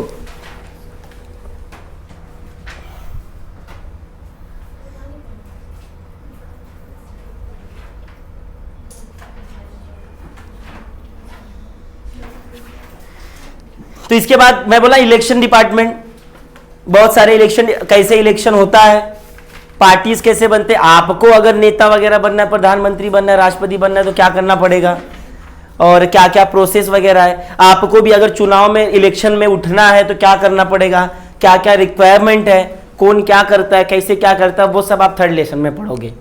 ठीक है, उसके बाद आप मूवमेंट्स वगैरह पढ़ोगे, बोलते ना पॉलिटिकल मूवमेंट वगैरह। कभी कभी कुछ चीजें मनवाने के लिए हमें मूवमेंट करना पड़ता है। मूवमेंट क्या है? What is movement? आंदोलन। मूवमेंट क्या होता है? आंदोलन। आंदोलन कैसे होता है? एक अकेले से होता है क्या? नहीं, जब ग्रुप ऑफ पीपल आते हैं और अपनी डिमांड को पूरी करने के लिए जब निकलते हैं तो उसे क्या बोलते हैं? आंदोलन। क्लियर है? इसके बारे में ही पढ़ोगे। कभी कभी क्या होता है, जो राजनीतिक पार्टियां होती है अपने आप को सेटिस्फेक्शन देने के लिए कभी कभी ये मूवमेंट चालू कर देती है। समझ में आ रहा है? तो ये सब चीजें आप पॉलिटिकल में पढ़ने वाले हो। तो सबसे पहला ये जो है ना, देखो वर्किंग ऑफ द कॉन्स्टिट्यूशन, इसमें बोला राइट टू वोट करना, सबसे पहला अधिकार राइट टू वोट। ये आपको 2 नंबर के लिए आता है बोर्ड में। क्या बोलता है? Right to vote. What is right to vote? हमारे बच्चे इतने अच्छे हैं ना, इनको ये भी नहीं मालूम राइट टू वोट क्या होता है। आपने अगर ध्यान से सुन लिया ना तो पढ़ने की जरूरत ही नहीं। पॉलिटी के जो आंसर्स होते हैं आप मर्जी से भी लिख सकते हो आराम से, बस ओन लैंग्वेज में। पॉलिटी में कोई रेस्ट्रिक्शन नहीं है, यू कैन, बट हाँ अच्छा होना चाहिए। वोट बोला क्या इसने टॉपिक, राइट टू वोट, मतलब कुछ भी नहीं, कुछ भी मत लिखो बेटा। पहले राइट टू वोट होता है क्या वो सुनो। वोट देने का अधिकार, राइट मतलब अधिकार। हमारे कुछ तो अधिकार हैं जो कॉन्स्टिट्यूशन ने हमें दिए हैं, जो हमसे कोई भी छीन सकता नहीं है। कैसे? What is right to vote? Right to vote क्या है? आप सभी को वोट देने का अधिकार है, पर उसका भी एक क्राइटेरिया है। क्या क्राइटेरिया है? 18 एज होना चाहिए। कितना एज होना चाहिए? 18। 18 साल से पहले आप आए, भाई हमको मोदी को वोट देना है, हमको एक नाथ सिंधु को वोट देना है, तो मार भगा देंगे। बोला अभी तू बच्चा है, अभी तू उतना दिमाग तेरे पास नहीं है, चल 18 साल का हो, पेन कार्ड बना, पेन कार्ड से वोटिंग कार्ड बनेगा, देन यू कैन। भाई आ तब स्वागत है, नहीं आएगा घरवा से उठा के लेके आएंगे तुमको, मालूम है ना। वोटिंग के टाइम पूछते हैं 18 साल, तुम्हारे घर में कितने 18 साल के बच्चे हैं? तुरंत भाई वोटिंग कार्ड बना है क्या? नहीं बना, आओ ना, आधार कार्ड दो, तुम्हारा वोटिंग कार्ड तुम्हारे घर पे, वोट देने तुमको गाड़ी से लेके जाएंगे, तुम वोट दो सिर्फ। बहुत सच्ची। ये तो आपका 18 साल, ये अब भी है, अब भी हुआ कुछ दिन पहले 18 नहीं था। पहले माना जाता था बच्चे 21 साल के होंगे तो हमारे बच्चे बड़े हो गए, नहीं तो छोटे हैं। पहले छोटे थे, 21 साल तक अच्छा था। 21 साल तक आप माइनर थे, जब तक आप बिलो द 21 हो माइनर हो, आप बच्चे हो, नाबालिग हो और नाबालिका हो, मतलब you don't have a sense, आपको कुछ सही गलत नहीं मालूम। आप मर्डर भी कर दोगे, ज्यादा कुछ प्रॉब्लम नहीं, झेल जाओगे, बिकॉज आप नाबालिग हो। ये कॉन्स्टिट्यूशन बोलता है हमारा। ये क्या बोलता है? पहले कॉन्स्टिट्यूशन क्या बोलता था? बच्चा 21 साल का हुआ है तो जाके वो बड़ा हुआ, नहीं तो बच्चा, और उसे वोट देने का अधिकार नहीं, और उसे क्या सही क्या गलत ये मालूम नहीं। अब कुछ दिन पहले, कुछ सालों पहले हमारे लोगों को लगा नहीं बच्चे अब होशियार हो गए हैं, अब 18 साल करना आवश्यक है। ये एक कारण था। दूसरा कारण ये भी था 21 साल तक के में जब वोटिंग होती थी ज्यादा लोग इन्वॉल्व नहीं होते थे। बेटा सब थोड़ी ना 21 साल के होंगे, कोई उससे कम भी होगा, बहुत सारे बच्चे उनसे कम थे। तो बोलते वोटर की संख्या बढ़ाने के लिए उस एज को कम करना पड़ा, और ये पहला रीजन। और दूसरा रीजन ये था कि हमारे जो बच्चे हो गए अब होशियार हो चुके, 18 साल के बच्चे अपना निर्णय ले सकते हैं, इसलिए 21 से सीधा 18 साल हो गया। इट मींस अबव द 18 आप माइनर नहीं हो। 18 साल अबव भी नहीं, 18, जिस दिन 18 कंप्लीट माइनर खत्म, आप होशियार हो गए उसी दिन, अकॉर्डिंग टू कॉन्स्टिट्यूशन। वैसे तो बच्चे पहले होशियार हो जाते हैं, बट ठीक है, अकॉर्डिंग टू कॉन्स्टिट्यूशन आप 18 साल पर ही होशियार होगे, और 18 साल होने के बाद you have a right to vote. इसी को राइट टू वोट कहते हैं। सबसे पहले आपको हिस्ट्री एंशियंट लिखना पड़ेगा कि पहले राइट टू वोट देने का अधिकार होता क्या है। पहले लोगों के पास 21 एज तक वोट देने का अधिकार था, बट लोगों ने सोचा, बोलते हैं नंबर ऑफ पीपल्स बहुत कम हो रहे, पार्टिसिपेशन बहुत कम है, पब्लिक पार्टिसिपेशन बहुत कम है, दैट्स व्हाई। और जो थोड़े से ध्यान में लोगों का ध्यान में रखा गया कि लोगों ने ऑब्जर्व किया कि नहीं 18 इयर्स के बच्चे भी क्या है अब होशियार हो चुके हैं, स्कॉलर है, दे कैन, बोलते हैं ना, they can think what is wrong what is right, वो सब सोच सकते हैं क्या सही है क्या गलत है। इस वजह से उसको कम कर दिया एज, 21 से 18 साल कर दिया गया, पब्लिक पार्टिसिपेशन भी बढ़ गया, लोगों की संख्या भी बढ़ गई, और अब क्या हो गया 18 साल से हम वोट देने का अधिकार हमको मिल गया। इसी को राइट टू वोट बोलते हैं। अब बोलो इसमें क्या ऐसा पहाड़ है एकदम जो टूट पड़ता है, लोगों को लिख नहीं पाते 2 नंबर के लिए? समझा ये राइट टू वोट क्या है? किसी को कुछ डाउट है? पहला एज कितना था? 21, अब कितना हो गया है? 18। बिलो द 18 आप क्या हो? माइनर हो। क्या हो? माइनर, जिसे अकल नहीं है, आपको अभी सही गलत लेने का अधिकार समझ नहीं है, अभी आप वही हो। कोई भी 18 तो हुआ ही नहीं रहेगा मेरे को लग रहा है, सब 16 बिलो, 18 बिलो 16 तक रो गए आप लोग, तो आप लोग अभी बच्चे हो। क्या हो? बच्चे। तो आप वोट दे सकते नहीं। हाँ, हम लोग अभी थोड़ा, हमको सब कुछ सही गलत मालूम पड़ गया, हम वोट दे सकते हैं, पर आज तक मैंने कभी वोट दिया नहीं, 20 साल उम्र हो गई मेरी, इंटरेस्ट नहीं है हमको वोट देने का। बट ये गलत बात है, वोट देना चाहिए। अभी कोई, ये हमारा अधिकार है, पर मुझे अधिकार चाहिए ही नहीं ना। आई डोंट वांट मेरा राइट वगैरह, वो क्या जाएगा लाइन में लगा रहेगा। गांव में मेरे जब सरपंच, मालूम है सरपंच, गांव में सरपंच होता है, यहां नगर पालिका, नगर सेवक होता है। अगर गांव में सरपंच में वोट देना हो अगर आपको, तो सरपंच के पद के लिए जब कोई उठता है और उसको मालूम है ये भाई चल नहीं सकता, ये थोड़ा लंगड़ा है, तो तुम्हारे इधर 4 व्हीलर आएगा, लेके जाएगा और तुमको वोट दिला के लाएगा।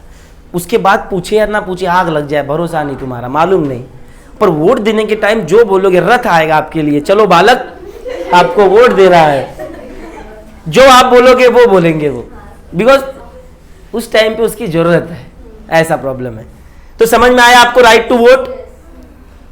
ये देखो डिसेंट्रलाइजेशन, अरे इसमें एक वर्ड ऐड किया, डेमोक्रेसी ऐड किया है। What is democracy?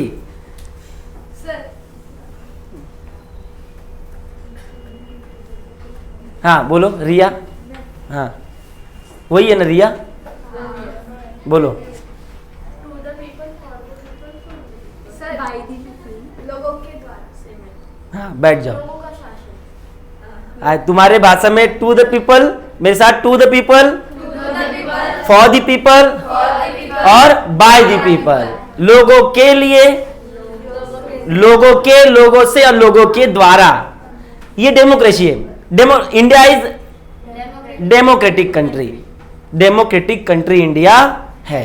यहां पर सिलेक्टेड पीपल्स आएंगे और पूरे देश को चलाएंगे, अपनी मर्जी से कोई कर सकता नहीं है। हम ही लोग उनको सिलेक्ट करते हैं और हमारी वाट लगा के चले जाते हैं।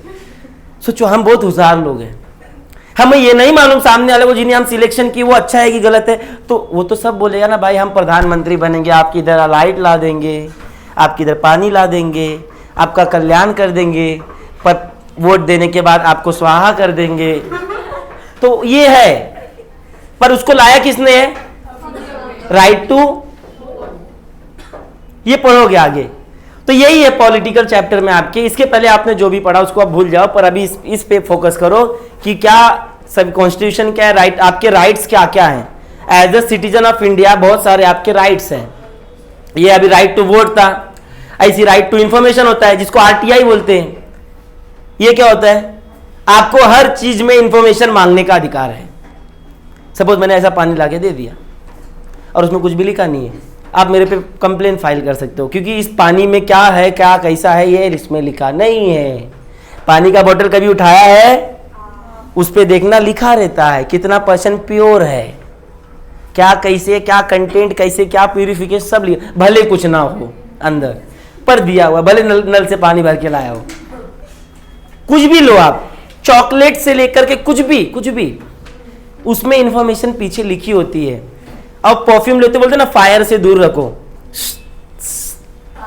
रखते हो ना, इतने टेम्परेचर से कम रखो, मत रखो, दूर रखो, थोड़ा ठंडा जगह पे रखो, बोलते हैं कि नहीं? ये सब इंफॉर्मेशन आपका अधिकार है। आप बिस्किट खाओगे, बाबा हाँ इतना कार्बोहाइड्रेट है, इसमें ये है, कैल्शियम है, ये है, वो है, दुनिया भर का है, पढ़ेगा कि खाएगा? हम लोग करीब है फाड़ फूट के खा के, ये क्या है? इसको, ये भी हमारा अधिकार है।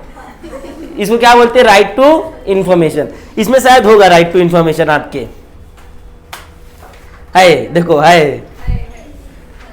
उसके बाद बोलते हैं सोशल जस्टिस और इक्वालिटी। ये क्या होता है? जस्टिस क्या होता है? न्याय। बोलते हैं हमें जस्टिस का अधिकार है, पर वो भी सोशल जस्टिस। मेरे को ज्यादा, तुमको कम नहीं। आई एम अ टीचर, मेरे को ज्यादा, यू आर स्टूडेंट, तुमको कम, गलत बात। सोशल जस्टिस चाहिए हमें, सामाजिक अधिकार, बोलते हैं ना सामाजिक न्याय चाहिए। ऐसा नहीं वो अंबानी है तो उसको ज्यादा हक देगा, हम गरीब भिखारी रोड पे सोते इसका मतलब हमको नहीं देंगे, ये गलत बात है। ये कॉन्स्टिट्यूशन नहीं बोलता है। कॉन्स्टिट्यूशन इक्वालिटी फॉलो करता है। इक्वालिटी मतलब समानता का अधिकार, सब हमारे समान है हमारे लिए। क्या कहता है? इक्वालिटी, इक्विटी और तीन क्या कहते हैं फिर से? ये 3 ये थे। नहीं, 4 equality, integrity. Integrity, equality, fertility और सोशल जस्टिस। ये हमारे कॉन्स्टिट्यूशन 4 चीजों को फॉलो करता है। पहला इंटीग्रिटी, एकता। इंटीग्रिटी मतलब एक, अरे इंटीग्रिटी मतलब स्वतंत्रता होता है। फ्रीडम, हाँ, वैल्यू फ्रीडम। इंटीग्रिटी, उसके बाद आता है इक्वालिटी। इक्वालिटी मतलब समानता। और फर्टिलिटी मतलब भाई बहन, हम सब भाई बहन हैं, सब बंधुता है, भाईचारा है। उसके बाद आता है सोशल जस्टिस। क्या आता है? Social justice. हमें सामाजिक न्याय का अधिकार है। स्वतंत्रता, समता और बंधुता, ये हिंदी में बोलते हैं। पहला स्वतंत्रता, दूसरा समता, तीसरा बंधुता। बंधुता मतलब भाईचारा। क्लियर हुआ ये आपके किस में चलेगा? पॉलिटी में। अब आप बताओ ओवरऑल, किसी को कुछ डाउट है इसमें? हिस्ट्री या पॉलिटी में? ये आपका ओवरव्यू था। क्या था? देख लो, नहीं तो फिर आप बोलोगे सर आपने ये बताया नहीं, आपने वो बताया नहीं। आप बंद कर दो वीडियो।